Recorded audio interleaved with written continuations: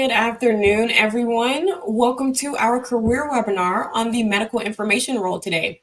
We're so glad to have you joining us from all over today. And just to get things started, why don't you all take a moment in the chat and tell us where you're joining from? It's always fun in the beginning to see the global reach of the pharmaceutical industry and our attendees of ACMA's webinars. While you're inputting those into the chat, we'll just give everyone about a minute or two to join in, and then we'll officially get started. I've already seen a few in here from Switzerland. Welcome in. New Jersey. North Carolina. I'm seeing East Coast, a little bit of Central Time.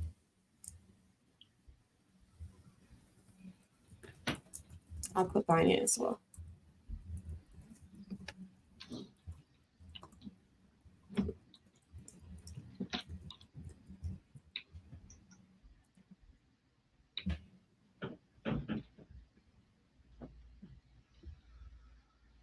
Yes, I see some already dropping their LinkedIn to add in their network. Indiana, California, West Coast as well, South Africa. Great. It looks like we have a touch in quite a bit of continents today. All right. Again, welcome everyone to today's webinar, Medical Information. What do they do? My name is Kiana Dixon, and I'll act as your moderator for today's session. ACMA, or the Accreditation Council for Medical Affairs, is hosting this webinar to provide you with valuable insights and expertise on the critical role of medical information within medical affairs. As providers of the Official Medical Affairs Certification, BCMAS, we understand the significant impact of the different players and the multiple various roles that are involved under the medical affairs umbrella, including MedInfo specialists. Today, you will hear from Susan Wnorowski, who has over 24 years of experience in the pharmaceutical industry, with extensive expertise in both medical information and drug safety. She is currently the Senior Director of the U.S. Medical Information Division at Ipsen Biopharmaceuticals. Before we get started, just a few housekeeping items. During today's webinar, I will interview Susan to share her unique experiences within medical information and also to provide some insight to those that are joining today and may be interested in this role. We'll also leave time for a question and answer or Q&A session at the very end. So please feel free to submit your questions throughout today's webinar as you hear us having a conversation surrounding this role. Now, Susan, thank you so much for joining us today. To get us started, can you tell us a bit more about yourself? Yes, thank you so much, Kiana. Hi, everyone. I'm Susan Wnorowski, and I'm delighted to be here today to talk about the medical information role, something I'm very passionate about. I started my career in medical information doing a PharmD fellowship program I was in a large pharmaceutical company. I stayed in large pharma for over 10 years before switching to a mid-sized company, where I then had an opportunity working in a smaller company. You get to wear multiple hats sometimes, where I was able to transition to a safety role and then come back into a medical information role over the years, where I've now been leading the MedInfo group at Ipsen for over 6 years now. So thank you for having me today. I'm looking forward to getting started and answering your questions at the end of the call today. Thank you, Susan. We really appreciate you being here and being able to provide these insights. We have a lot of attendees that are here either already within medical affairs and want to learn more about the medical information role, or they're looking to make that transition into maybe one of these professionals or one of these teams. Before we get started, I know there is a disclaimer here for your side, Susan. Yes, I did want to just highlight for all of you to know that all of the opinions and views that are going to be expressed today are of my opinions, not of my company or any of the organizations that I may partner with.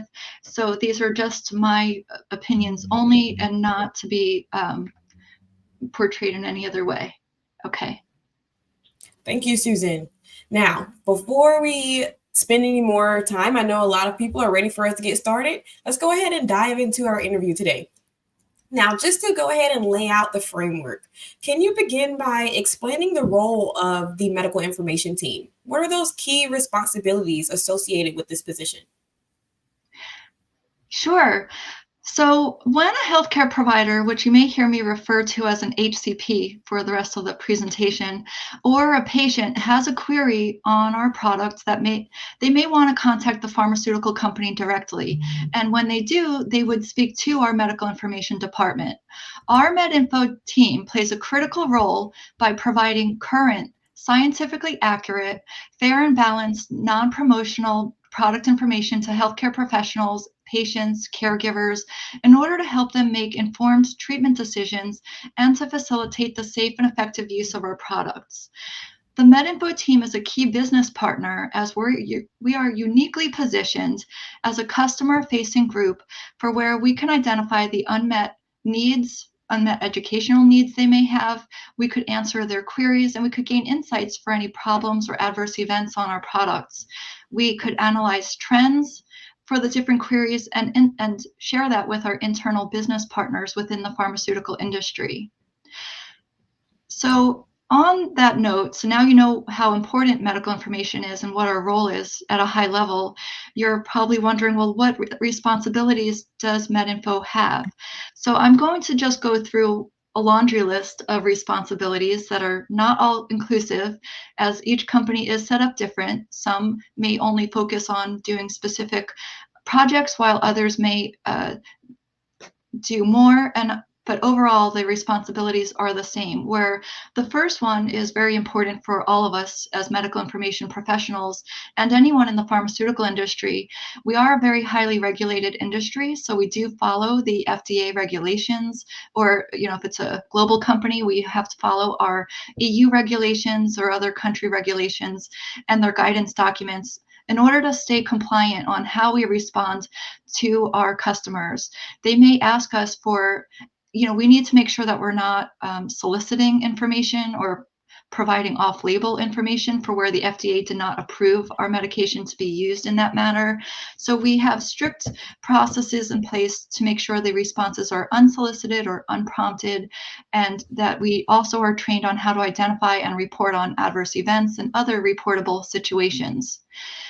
So a main responsibility we have is that when we get a query, we think about, okay, why is the doctor asking that? What could we do to really narrowly tailor our response to answer that question, where we don't offer our opinions or advice. We, as a pharmaceutical company, we don't give treatment advice, but we do want to give the doctor all of the data in a fair, balanced way so that he or she can make an informed treatment decision based on data. So everything we provide is very factual, fair, and balanced. So how do we give a narrowly tailored response, you may be thinking? Well, yes. MedInfo colleagues are trained to, as MedInfo scientists, I guess you could say, we go through a process where we first conduct a literature search, we identify the relevant medical information, we understand how to summarize the key points for the target audience in order to respond to that specific query. And we also partner with internal stakeholders, so we know who to go to help us gather some of the information that may not be in the public medical information databases. We may work with our pubs group to find out if a new poster is going to come out or new interim data. We'll speak to our medical directors, clinical development, our global MedInfo or global medical affairs colleagues. Our field team may also help give us insights to help us better understand what that query is that's coming in from the field. Our trade group may be able to help us with any ordering or product access issues.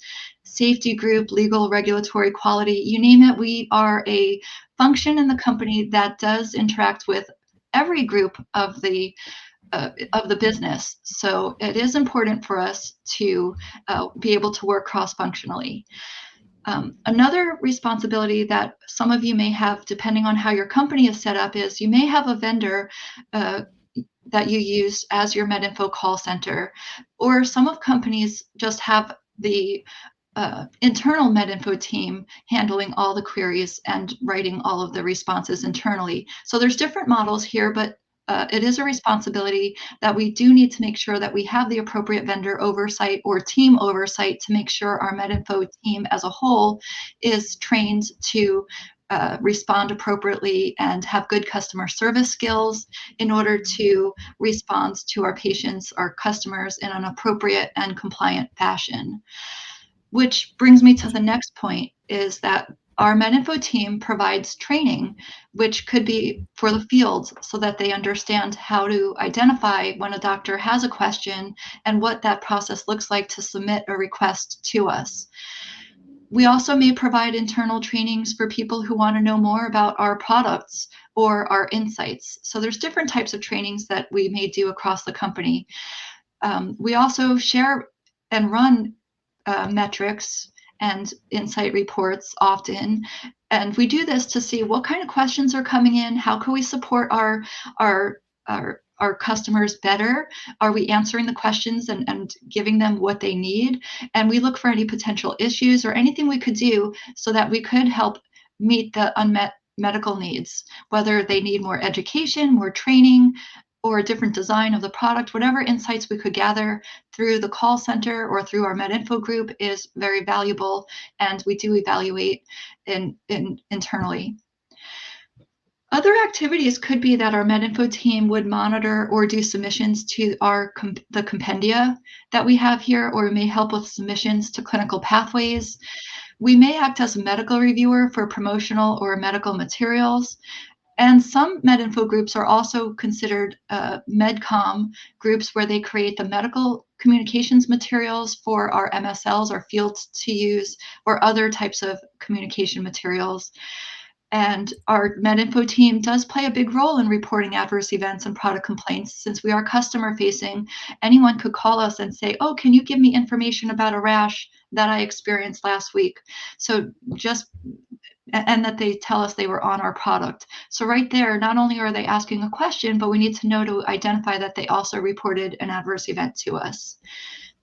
We also play a role in supporting scientific exchange. All these activities help support that. But you may also see us attending medical information congresses, where we're staffing the booth and we're able to then speak directly to the doctors that walk over to that medical portion of our exhibit booths. Other activities, it is a long list of activities we do. We may help our health economics group with the AMCP dossier, the American Managed Care Pharmacy dossier. We may do other projects such as digital strategy initiatives. As we're forward facing, looking at the future of MedInfo, it is important for us to see how we can incorporate new digital tools such as artificial intelligence, or developing a US MedInfo website, and other ways to share medical information. Does that answer your question? It does. Very interesting. You discussed the relationship between the medical information team to both external stakeholders and internal stakeholders. And one of the main responsibilities that you mentioned was preparing responses for HCPs and for patients as well. In these responses, are you preparing the responses for an info text format? Are you responding via email? Or you mentioned a call center, you speak to them. Do you ever interact with them face to face? Well, we do interact with our customers face to face if we are at an engagement event like a congress, a medical congress. So there we could answer verbally. Our MSLs, or our medical field, are an extension of our MedInfo team in terms that they are field-based and they are able to support scientific exchange in person with the KOLs, or key opinion leaders. But for those companies that have call centers or MedInfo teams, an in-house MedInfo team would mean that, yes, I have worked in an in-house MedInfo team before, where I did speak directly with patients and customers, whoever would call our line, so we would respond by phone or by email, or back in the day, we used to use our fax machines more often. So all of those are methods, but in terms of innovative ways to share information, you mentioned infographics, and that is something that some pharmaceutical companies have prepared as a response to be, depending on the audience, maybe a patient or healthcare provider, and depending on the content, may appreciate viewing that information as an infographic. I know some other companies provide, instead of a Word document, they may use slide presentation instead. So there are different formats being investigated. I also wanted to mention some companies may have MedInfo websites. So for those doctors that just want to get information on demand anytime, they don't want to call the call center or the MedInfo group directly, they could go online and see MedInfo responses online 24/7. Interesting. I know we'll discuss later in today's webinar the impact of technology on your role in medical information and your relationships or your connections with HCPs as well. So I'm interested to reach that portion of the conversation as well. Again, you mentioned a lot of responsibilities in projects that you work on within medical information. I'd love to get a glimpse into a typical day in the life of a MedInfo professional. What does your day-to-day look like? Sure. So a typical day for someone working in MedInfo could be attending cross-functional meetings, meaning that we're meeting with the therapeutic area leads or the commercial team, learning insights about what their needs are, where are the unmet needs, do we need to create a new MedInfo letter, do we need to attend a congress, internally planning around our medical strategy to see what the ultimate goal for our MedInfo function is, to see how can we help our patients and HCPs understand our products and make sure that they know how to use it safely and effectively. And if there's anything we could do internally by learning of these insights to help make our products or our educational materials better, then that's what we're evaluating in those type of meetings. We spend a lot of time responding to our inquiries, of course. That's what our primary role is, but it's also looking at the metrics of what kind of queries are coming in, and how useful, getting feedback from our customers to see, are these responses meeting the needs to answer their query? And are, just to make sure it's clear and they understand the information. We may be reviewing materials on behalf of our commercial group who would like to create some marketing materials, or we may be reviewing medical materials for use by our MSLs.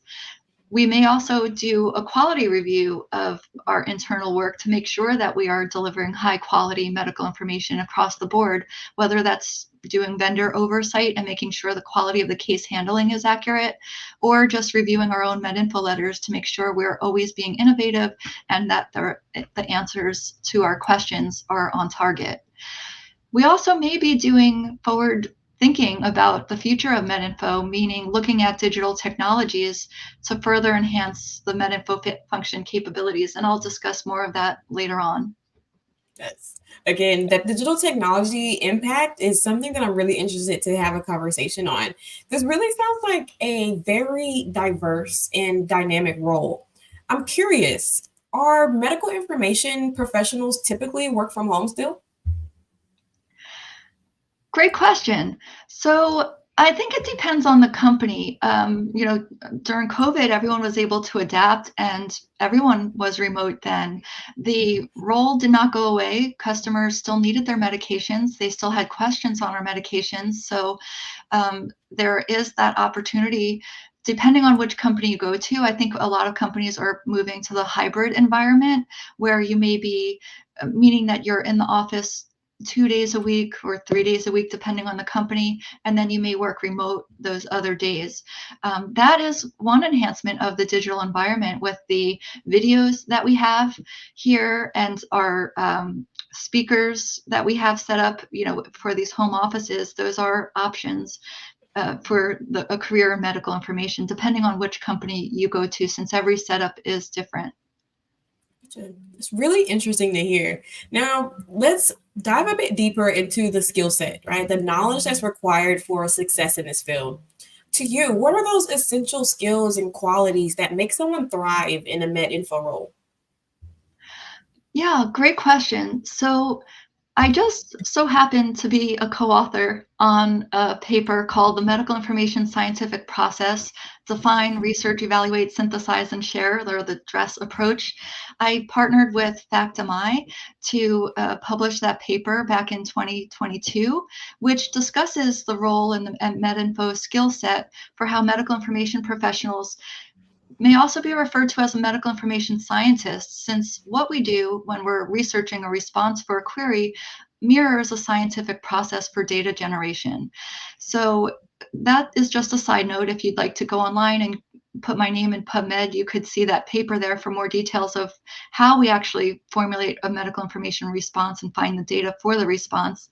But in general, a medical information colleague would be someone who is scientifically trained, meaning that they have a healthcare professional degree. I know in some European countries, they also have, or ex-US countries, they have more of the life science majors, which is fine. And maybe it may be true in the US, but I know a lot of pharma companies do have that healthcare professional degree, such as a pharmacist, a physician, or nurse, PhD type backgrounds. Their background may also come from clinical practice or academia setting. Maybe they were in a consultant firm supporting the pharmaceutical industry before, or maybe they're from the FDA, which is a very insightful skill set, or they may have come from other pharma industries or medical device or biotech companies. So the skills would be that it's very important. As you saw, there's a diverse amount of work that goes on in medical information. So the person will really need to be focused on being able to multitask, but even more important, that they are detail oriented, because if we miss any detail, that doctor may not get the information they need. They may they might not get the right dose if we weren't clear on our response. So it's almost like filling a prescription. I'm a pharmacist by training, but we want to make sure that our responses are complete and accurate so that there's no room for misinterpretation. And we don't want to give any misleading or false information by being so we do have strict standards to make sure that we are providing all the data that we need to respond. So being detail oriented is important, and also solution oriented, because that's what we're doing every day. We're like investigators. We get a question and we're looking to see, how can we answer that question? Let me go investigate the literature, what's public. Why is the doctor asking this? Is there something in the media, a new paper that came out that's prompting this? Or is there a problem with our product? So it's a lot of investigation so that we can narrowly tailor our response to really help that doctor or whoever's asking us the question. So by nature, we are customer centric. We are thinking about that person and how we could best respond for them, for the target audience. And we are proactive in order to get to that solution and respond urgently, because we know the doctors can't wait. So it helps to have previous experience in that therapeutic area space, although that could be a transferable skill if you were doing the same MedInfo function somewhere else, but now you're switching companies to a different therapeutic area. I think that's still transferable skills. The person should have a good understanding of the regulatory requirements, because it is different from working in the retail setting or in the hospital setting for what we can and can't say to the requesters. It's also very important to have medical writing skills. We need to know how to do a literature search and evaluate and synthesize that information in a way that we're critically evaluating the data in order to formulate a medical response, and to keep our responses concise, because if our product was on the market for over 20 years, we're not going to give you every single article that was ever published for 20 years, because the doctor, we know, doesn't want to read everything. But we need to be able to boil down and synthesize and respond to the target question. So we need to be an effective communicator, understand basic statistics, clinical study design, and it helps if we're also tech savvy, or at least curious to learn to become tech savvy as we continue to evaluate digital strategies. I think that's all I have to say on that. That's another big response, but I think that gives a full picture of the skills. I think so too. And all the skill sets that you mentioned, they match the responsibilities that you mentioned earlier, right? When describing medical information. And I'm really curious to hear more about your own career journey. How did you build your own skill sets in order to really go down that path that led you to this role? Great question. So I might be rare because I knew from the age of 14 that I wanted to become a pharmacist, and that's never changed. I only applied to pharmacy schools. I volunteered in a hospital pharmacy when I was 14, in high school. And at the time, I thought, okay, I'm going to go to pharmacy school and become a pharmacist working in the hospital. And then during pharmacy school, I got a job at an independent pharmacy, and I thought, oh, this is now what I want to do after I graduate because I loved doing that. And then during pharmacy school, I had the opportunity to have a medical information rotation in the pharmaceutical industry in a large pharma, for where I really learned about the impact a pharmacist can make responding to queries from all over America, not just whoever comes in that independent store. So just realizing that impact and seeing other pharmacists inside of this industry answering questions to anyone who is calling from America, it was just so impactful for me as it was very eye-opening, which was a milestone, actually. It's where I ended up focused to complete then a PharmD fellowship program right after school in medical information, where I then stayed in medical information for over 10 years until when I was at that mid-sized company. When there were changes, I was asked to see if I would be interested to switch roles to safety. And I remember being hesitant at the time, but I had a really great mentor who said, don't worry about it. You could do this. You see the events come in. Now you're just going to handle them from the backside. And it was a great learning experience. I got to learn a lot more regulations in the safety role, but over time, there were opportunities for me to oversee both drug safety and MedInfo. And now, as our company is growing bigger, we have, more opportunity for me to stay focused in medical information, which I have been doing for many years now. So the key milestones that prepared me for my current role is really to stay focused on the customers. I've always been patient-centric. I've always been thinking about how the doctor wants that urgently. And it's exciting for me knowing, ooh, they want this right away. The clock started ticking. We got to respond quickly. But also being solution-oriented, not going into panic mode, but saying, okay, let me see what I could do and handle everything in a calm and collected fashion. Being able to work independently to find that response and work as a team, because all of our responses get an internal review, and everything is better when you have a team to support you to make sure we're doing high quality work. And also just to demonstrate your leadership. You don't have to be a people leader to show leadership skills, but just leadership on every project you work in. Every one of us is a leader, and just keep that in mind as you go about everything that you do. It's not about getting things done and checking off your things to-do list, but it's how you get them done. And I think that's key too. You want to work with people who have good behaviors and are a pleasure to work with, to collaborate with, in order to, and also understanding the business, being open-minded, and understand the big picture of, oh, that's what the doctor was really answering. I see now, and just being open-minded to take feedback when maybe the first response, maybe there's more to the response that we didn't think of in the first time. So I think that's why it's really good. I really encourage working as a team, because that's the only way to really succeed as one team, one voice, to make sure we're all aligned. I think having a good company culture is really important, but we all have a role to play to make it a good company culture. Does that? And we'll take questions later. Yeah, I think so too. And you mentioned being aligned as a team as well as within yourself individually. And I know that you individually, you are board certified with BCMAS, and we are seeing that many medical information teams as a whole, they would like their entire team to become certified with BCMAS so that they are board certified medical affairs specialists. In your perspective, what do you think the value is of board certification for MedInfo specialists? Yeah, great question. So I got my BCMS, I guess it was over 6 years ago now. And I would say that it's not a requirement that everyone has to get the BCMS right away in order to get a role in MedInfo or in medical affairs. But I do think that it could add value to those trying to pursue roles within the pharmaceutical industry. For example, for those with industry experience, the BCMAS further demonstrates our experience working in medical affairs.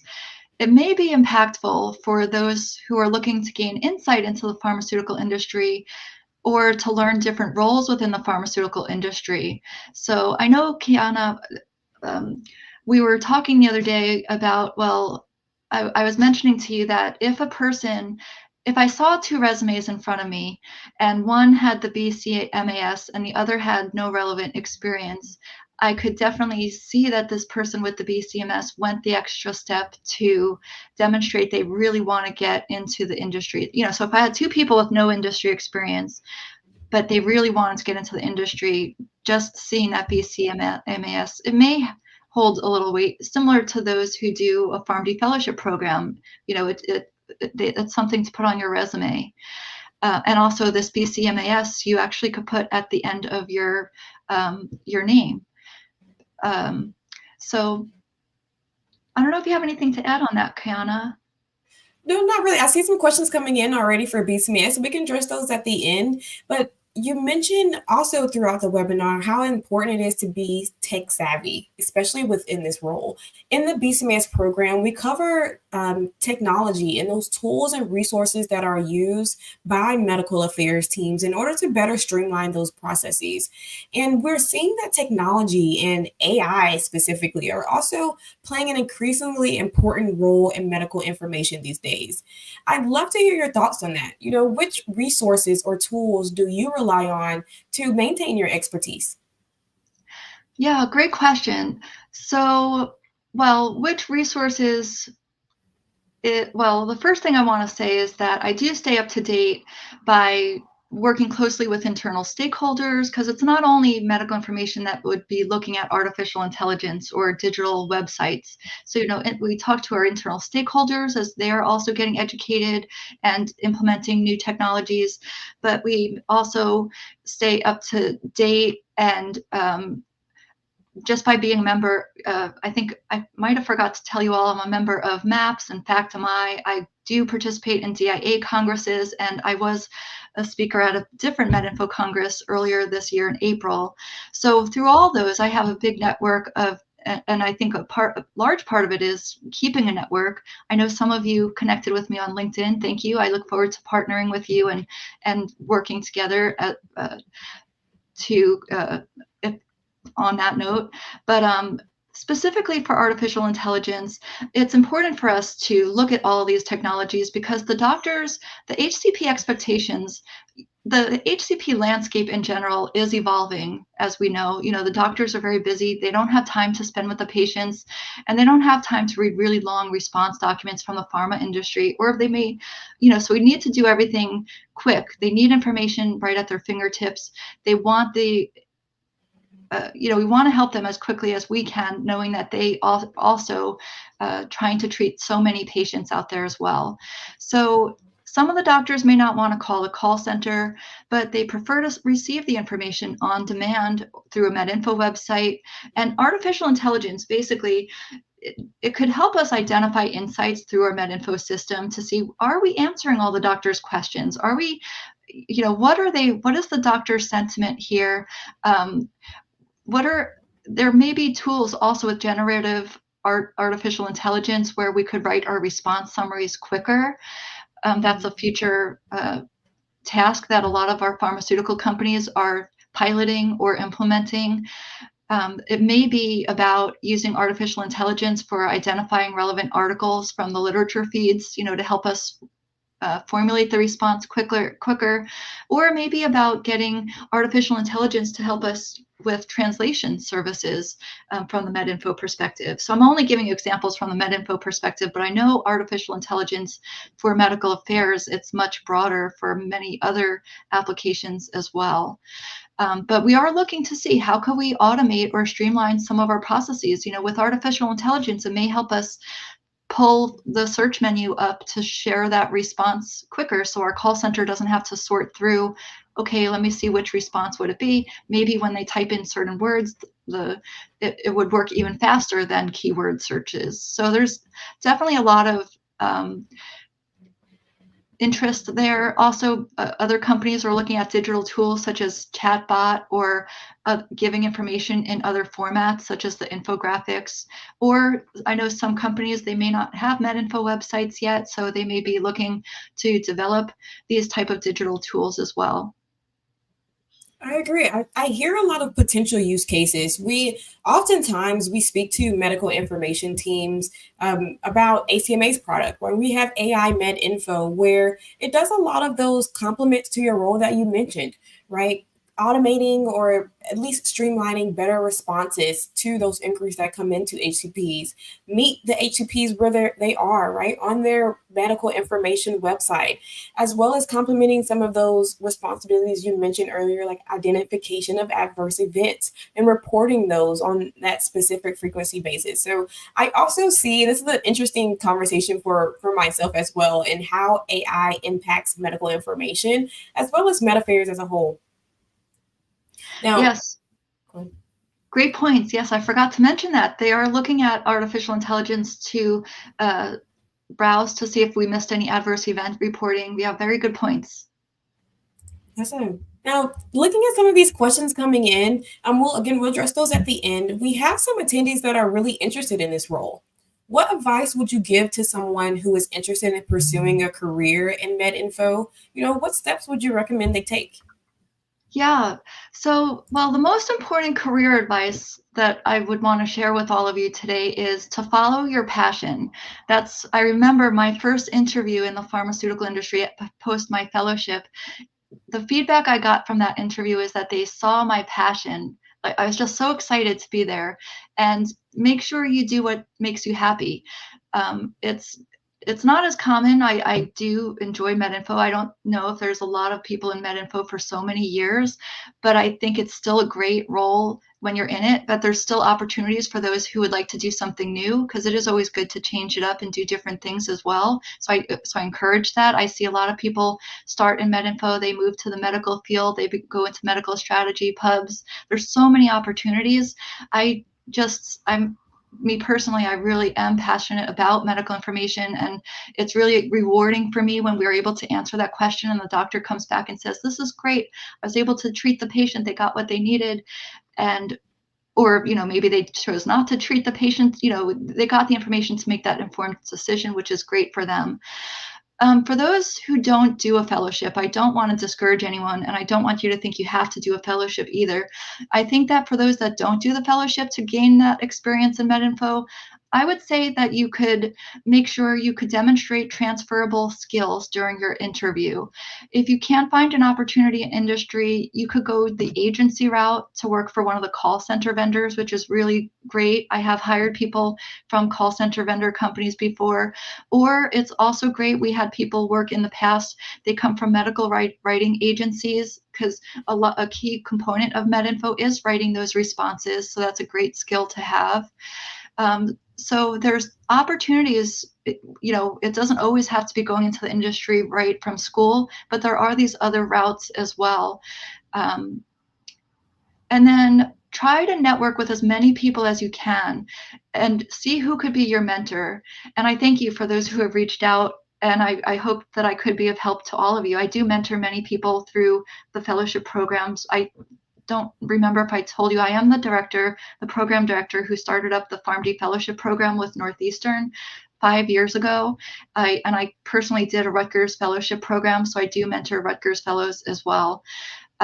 So I think it's important having a mentor to really help you with your career journey. Build up your LinkedIn network profiles and follow companies that you're interested in. I think it's also important when you are interviewing to really find that company that resonates with you. You know, read up on the company culture, the products that they have, and so I think it's really important to do your research with the company to make sure it's a good fit.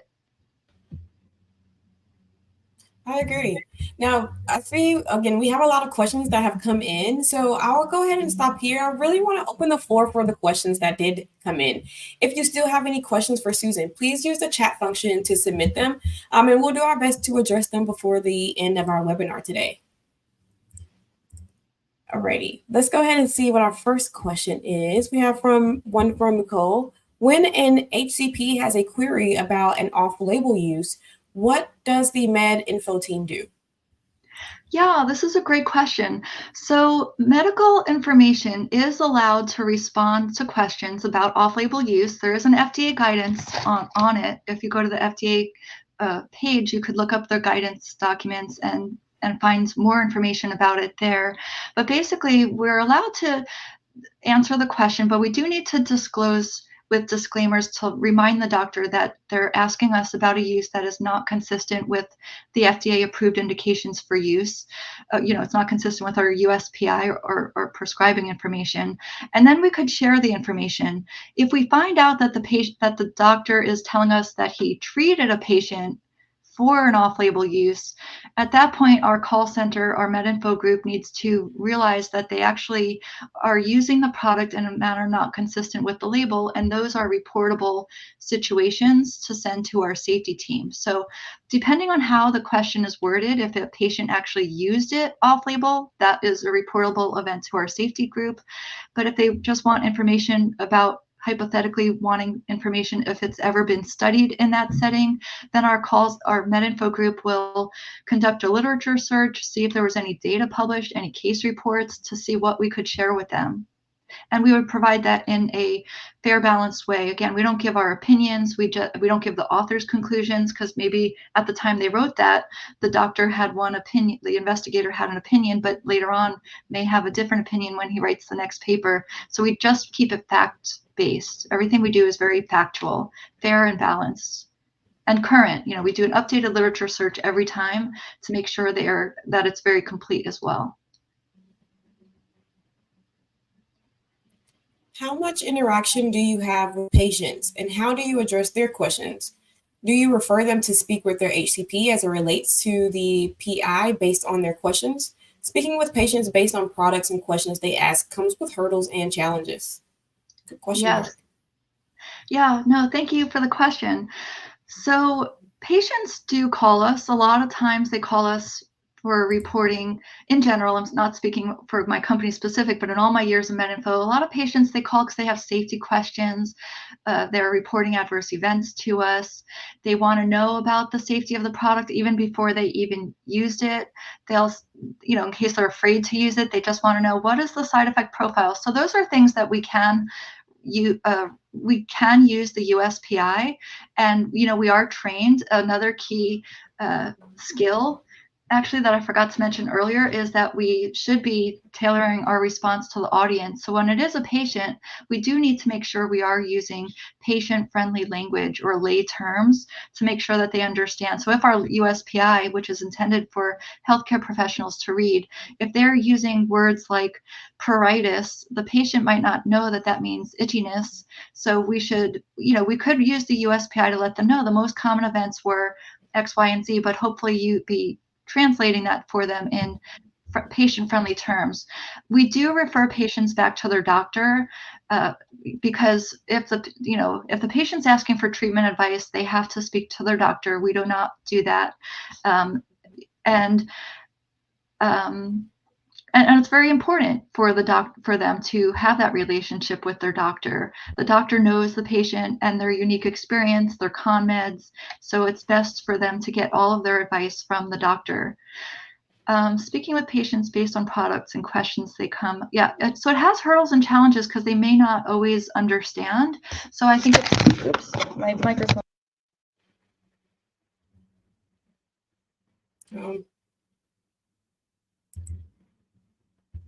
We can't hear you, Susan. I'll give you time to work on your microphone. Oh, Let's how's see. that? How's that? Yes, it works now. It Oh, works. good. Yeah. No, sorry about that. Microphone dropped. So we do know that it has hurdles because in the information, majority of the literature is intended for healthcare professionals, but many pharmaceutical companies are able to make patient-centric materials to help respond to their queries. And that could be by an infographic or more simple responses, because a lot of their questions might be if they have an allergy or a temperature excursion. So a lot of those questions could be answered.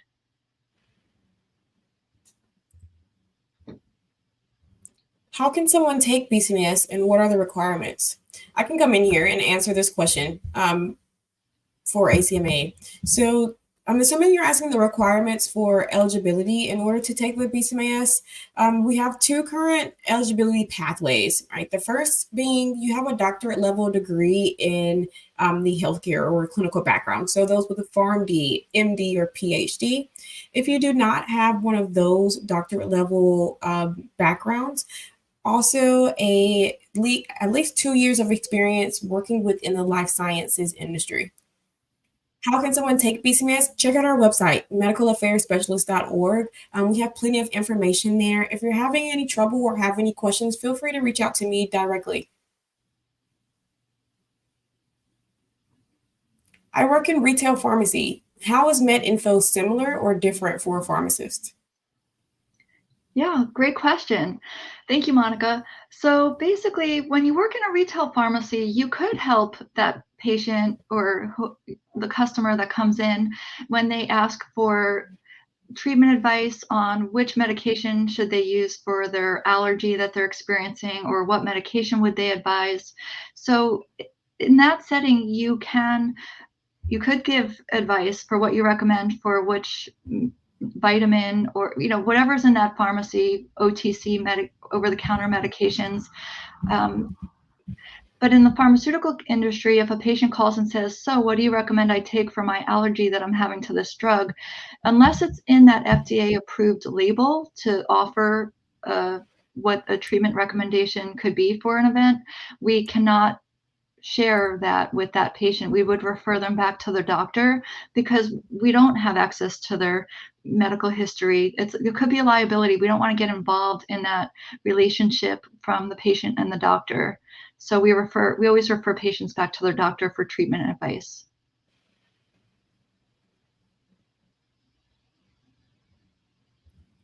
How can we go from retail pharmacy into medical information?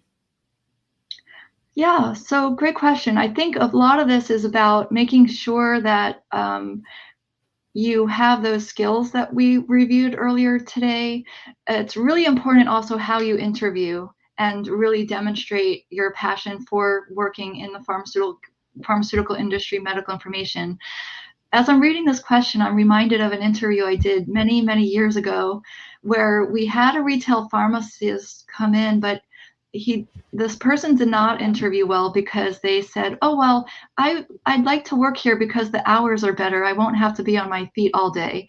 That's not a good answer. So I think you really do need to be prepped to interview well, to show the company what you're going to be able to contribute for them and how you're going to be a good team player and a good fit for them, and why you really want that role. And it can't be about, well, it's better hours, simple things for how to interview. I agree. Like we went over today, the skill sets, the responsibilities of a medical information specialist. Really consider your resume and your background and see where you fit, where you match. For example, Susan today, she mentioned multiple times medical writing. Do you have experience in medical writing? If not, what other ways could you enhance that medical writing experience so that you can showcase and discuss that in interviews and on your resume as well?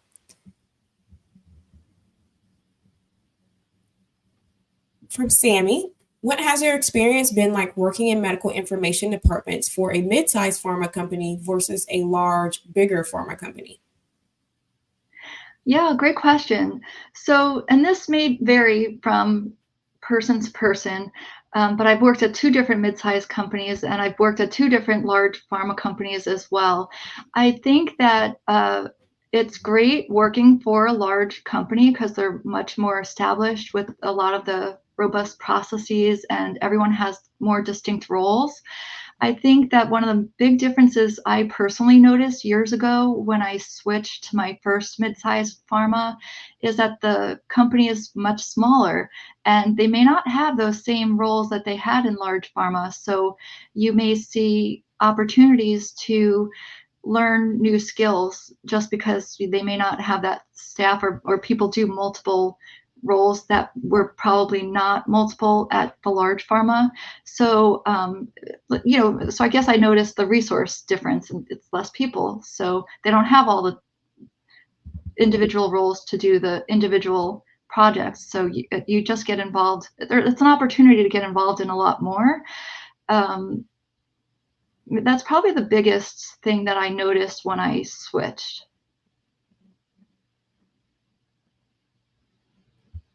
Are these fellowship programs only open to PharmDs?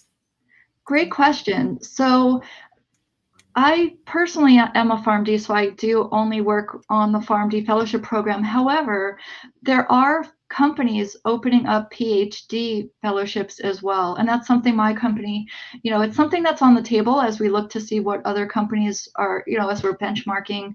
And so definitely look out there. There are some that already have them active and recruiting. And this is actually the time to start investigating those companies because they're going to be posting those roles for fellowships. So you could definitely read the description in there to see the types of programs, because some are specific for PhD.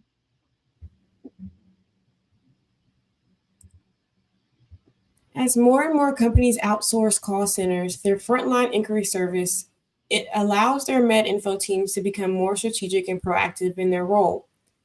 This year, a white paper on the strategic transformation of MedInfo, not least in the area of insights and moving from a reactive team to one that is an empowered catalyst for innovation. Where do you see medical information strategic transformation in the future? I have that paper sitting in front of me. That's funny. So where do I see MedInfo strategic transformation for the future? I think it is if we're able to get to that state of streamlining a lot of these processes that we have by using the digital technology, I think that MedInfo should have a seat at the table so that we can continue to be innovative in our ways of communicating with our HCPs in order to continue educating them for the safe and effective use of our products. So whether that's with the digital transformations that we mentioned, there's so many opportunities that we mentioned earlier in the presentation, but that actually is a good plug for that paper that is available on the MAPS. If you're a member of MAPS, it's a white paper that recently came out. Actually, I just printed it on July 26th. I don't know if that's when it came out, but if you need more information about how to access that, I could share that later. From Mark, what tools are you utilizing in medical information like CRMs and other applications?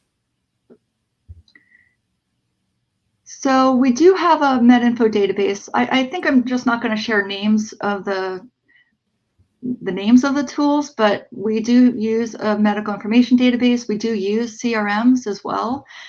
We have digital technologies for our websites. So we have a couple of different tools within the MedInfo area.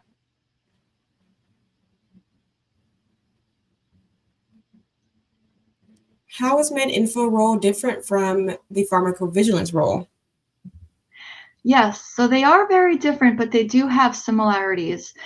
So MedInfo is really focused on answering the queries from the doctor, while from PV, one of the main things that we are trying to do is, for as long as our product is on the market, regardless of if we're actively marketing it, older products, whatever, for as long as that product is on the market, we as a pharmaceutical company are obligated to make sure all of our employees are trained to know how to identify and report on adverse events from all sources. So our PV group is making sure that for any company-sponsored programs we have, that they're all trained, to know how to report and identify an event. We make sure all of our contracts have the correct PV language in there, any of our partner agreements. The role is really just making sure we're reconciling and reporting all of these according to the FDA guidances to make sure we're not reporting. We don't want to make it look like we're hiding any AE information. We want to make sure we're meeting those timelines for full transparency to report as soon as we become aware of an event. So we do have tight timelines to report. So our regulatory authorities have the events in real time. The PV group also does signal detection, trending, aggregate reporting, and they have all these reports that they have to give to our regulatory authorities, but also for us to make sure that the products are safe and effective for use. So yes, there are commonalities between the two because we both want to make sure our products are being safe and effective. But we're doing that from different ways where MedInfo is giving information to help the doctor make the treatment-informed decision while PV is collecting all of the adverse events and looking for trends about, oh, look at this. We found in California, all these people are having an event and we find out there's counterfeit product. If there's a quality issue, we also work with our quality group closely too. If there's counterfeit or adverse events, whatever the case may be, we want to make sure that there's no safety issues out there. So that we could then update there's a lot of outcomes from safety. We could update our USPI. We could send out a Dear Healthcare Provider letter. So they do send communications too. So there's also the risk mitigation strategy plans to make sure that our products are used safely and effectively. So they're close partners. They're not far off. I made that transition, so it's possible. But it is different skill sets in terms of the responses. Interesting. So it sounds like you work closely with the pharmacovigilance team?